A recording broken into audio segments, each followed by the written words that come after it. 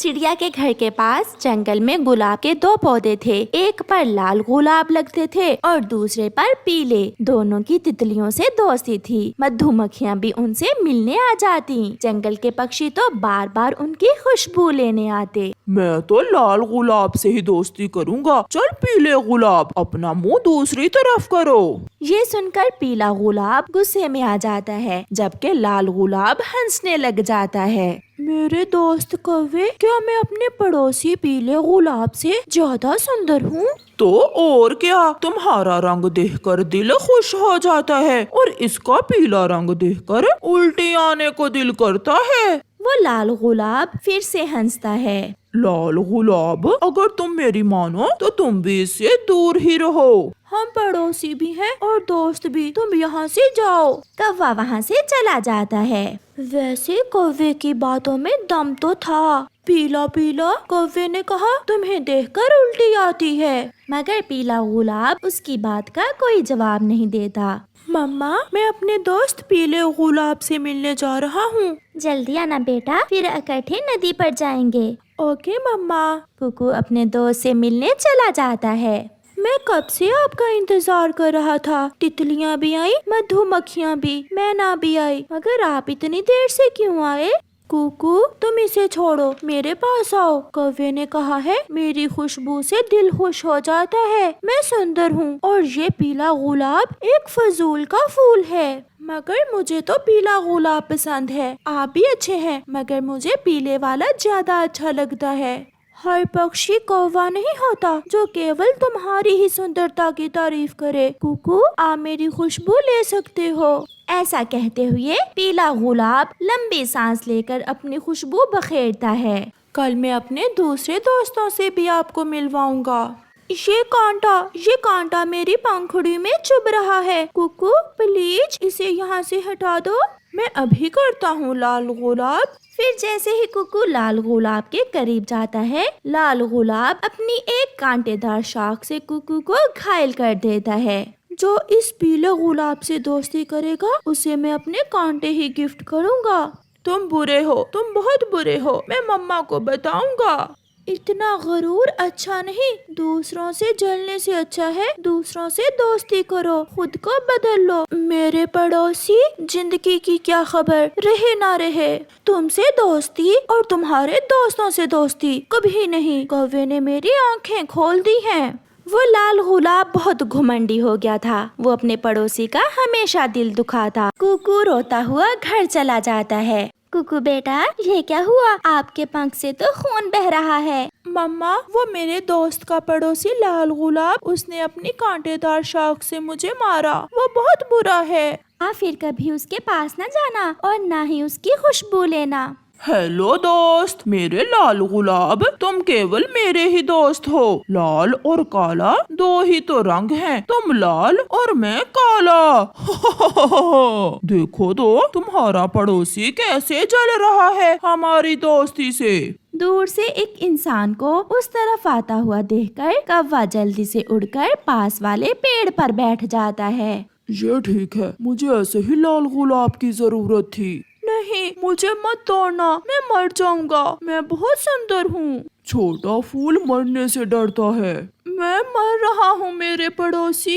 यही जीवन है। अगर वही वो पल जो तुमने मुझसे लड़ाई में गुजार दिए खुशियों से गुजार देते तो यही जीवन सदियों लंबा लगता। मुझे माफ करना मेरे दोस्त, मैं कुछ नहीं कर सकता। फिर वो इंसान लाल गुलाब को तोड़कर टोकरी में रख लेता है और वहाँ से चलता है। कालू कौवा झट से उड़कर पीले गुलाब के पास आकर बैठ जाता है। अपनी बंद होती हुई आंखों से लाल गुलाब दूर से ये देख रहा था और मरते मरते उसे एहसास हो गया था कि कौवे की बातों में आकर उसने बहुत बड़ी गलती की थी। जंगल में हर तरफ गंदगी फैल रही थी। प्लास्टिक बैग्स, खाली बोतलें और कचरा ही कचरा था, जिसे देखकर चिड़िया का बेटा और बेटी बहुत दुखी थे।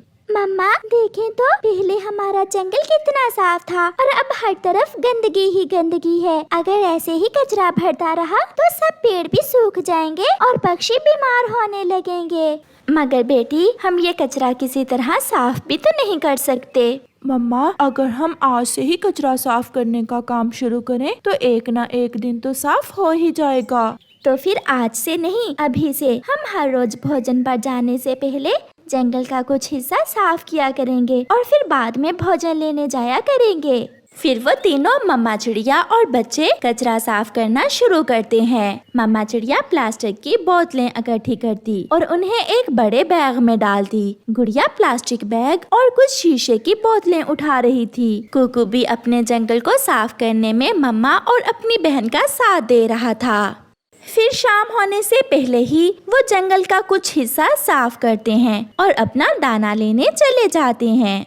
रात हो जाती है। बच्चों, कल हम मुंह अंधेरे ही घर से निकल जाएंगे। मम्मा, जैसे जंगल से कचरा साफ करना जरूरी है, ऐसे ही दूसरे पक्षियों को बताना भी जरूरी है कि जंगल में जगह जगह कचरा न फेंका करें। हाँ मम्मा, अगर हम पक्षियों को बताएंगे तो फिर ही जंगल साफ हो सकेगा। सुबह हो जाती है। मम्मा चिड़िया अपने बच्चों को लेकर घर से निकलती है। वो सब खुशी खुशी उस जगह जाते हैं जहाँ से उन्होंने कल काम छोड़ा था। मगर जब वहाँ पहुँचते हैं तो जंगल का वो हिस्सा जो कल वो साफ करके गए थे फिर से कचरे से भरा हुआ था। गुड़िया और कुकू, ऐसे तो बहुत मुश्किल है। गोरी कव्वी प्लास्टिक बैग और कुछ खाली बोतलें लेकर आती हैं और चिड़िया के सामने फेंक देती है। गोरी बहन, रुकें, मेरी बात सुने। चिड़िया, मेरे पास समय नहीं है, जो कहना है जल्दी कहो।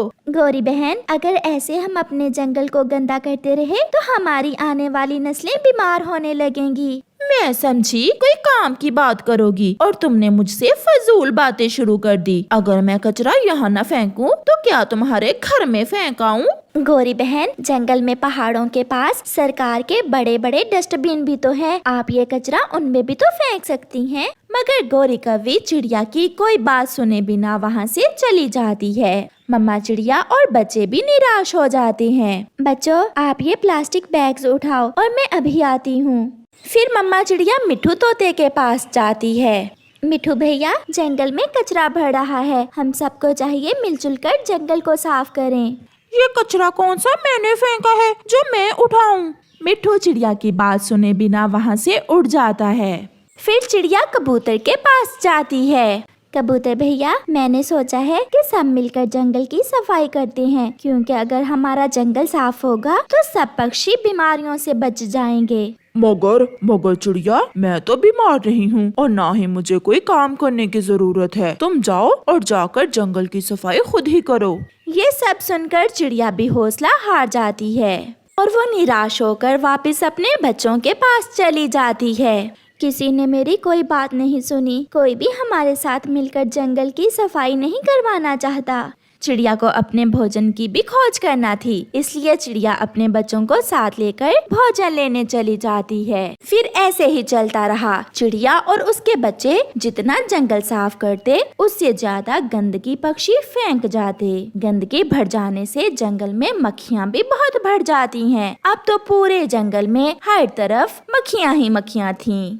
एक दिन गोरी और कालू का बेटा जग्गू जब सोकर उठता है तो उसके पेट में बहुत दर्द था। मम्मा, यहाँ पेट में बहुत दर्द है।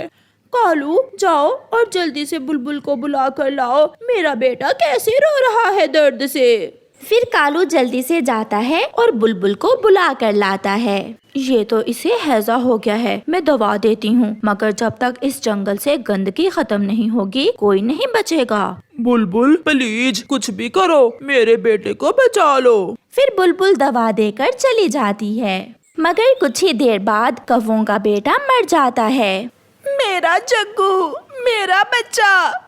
कालू, ये सब हमारी गलती की वजह से ही हुआ है। चिड़िया ने तो कई दिन पहले ही कहा था कि सब मिलकर जंगल की सफाई शुरू करें, मगर मैंने उसकी बेइज्जती कर दी।